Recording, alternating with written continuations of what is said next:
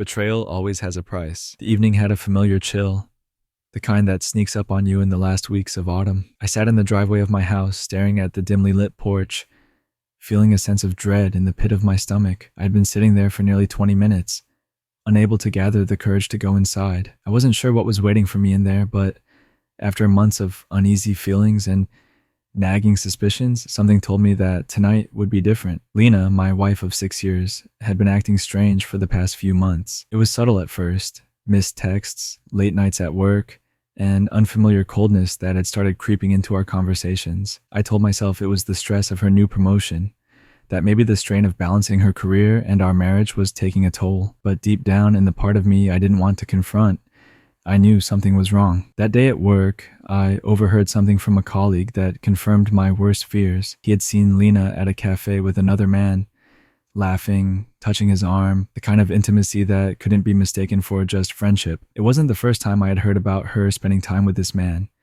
but every time I tried to ask her, she brushed it off as just a work thing. I'd been too afraid to press further, scared of what I might discover. But betrayal always has a price, and tonight, I knew it was time to pay up. I finally opened the car door and stepped out, the sound of gravel crunching beneath my shoes filling the silence of the empty street. The house was dark except for a single light in the living room. I unlocked the front door and walked inside, my heart pounding in my chest. Lena wasn't home yet, which wasn't unusual these days. She had started working later, and I had stopped waiting up for her. But tonight, I was ready to confront her, no matter how painful it would be. I walked into the kitchen, grabbed a beer from the fridge, and sat down at the table, staring blankly at the clock on the wall. Each tick felt like a countdown to something inevitable, something I couldn't stop no matter how much I wanted to. I took a sip, the cold bitterness doing little to calm my nerves. It was close to midnight when I heard the sound of her car pulling into the driveway.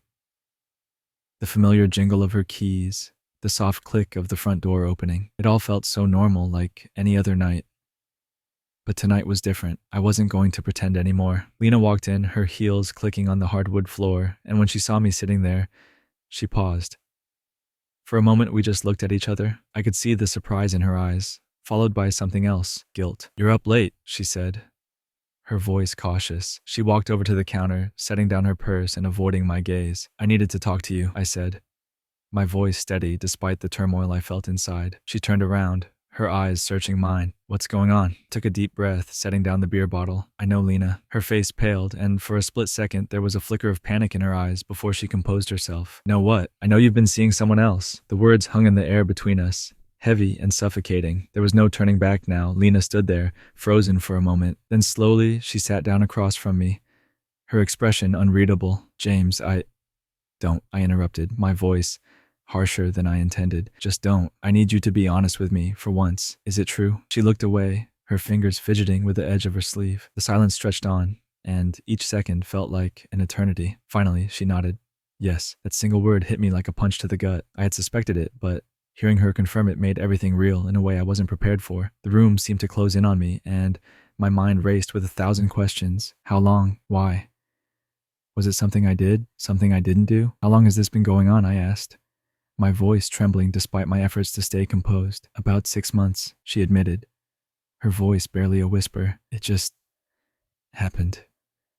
I didn't mean for it to." I laughed bitterly, shaking my head. "It didn't just happen, Lena. People don't just accidentally cheat on their spouses for 6 months. She flinched at my words, but didn't respond. Her silence was worse than anything she could have said. It told me everything I needed to know.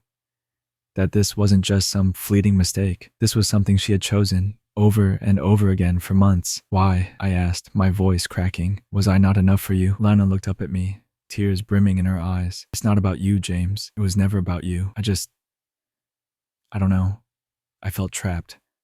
Like our marriage was suffocating me, and he made me feel alive again." Her words cut through me like a knife. I had given her everything, or at least I thought I had. I had supported her through her career, stood by her side during the highs and the lows, but none of it had been enough to stop her from seeking comfort in someone else. "So what now?" I asked, my voice hollow. "Are you leaving me for him?" Lena shook her head, tears spilling down her cheeks. "No, I don't want to leave you, James. I know I messed up, but I still love you. I don't want to lose you." I stared at her, my mind reeling. How could she say she loved me after what she had done? How could she expect me to forgive her when she had betrayed me in the worst possible way? "I don't know if I can do this," I whispered, more to myself than to her. "Please," she begged, reaching across the table to take my hand. "We can work through this. I'll end it with him. I'll do whatever it takes to fix this." I pulled my hand away, standing up from the table. I couldn't bear to look at her anymore. The woman I thought I knew.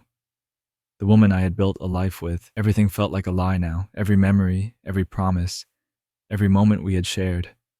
It was all tainted by her betrayal. "I need some time," I said, my voice cold. "I need to figure out what I want." Lena sobbed quietly, her face buried in her hands. "I'm sorry, James.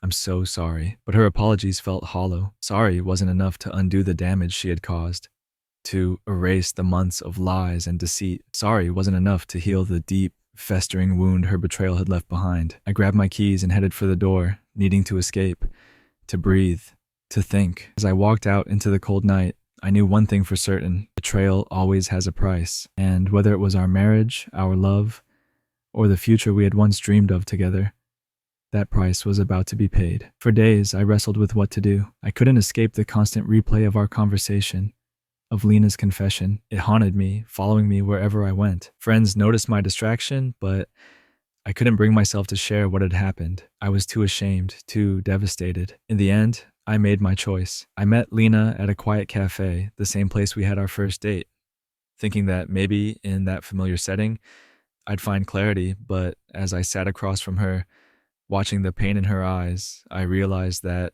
some things, once broken, can never be repaired. "I can't do this, Lena," I said, my voice steady, though my heart ached with every word. "You broke something in me, something in us, and I don't think it can be fixed." She sobbed again, begging for another chance. But I stood firm, because no matter how much it hurt, I knew that the price of her betrayal was one I wasn't willing to pay any longer. If you enjoyed this video, then like this video and subscribe this channel for more videos.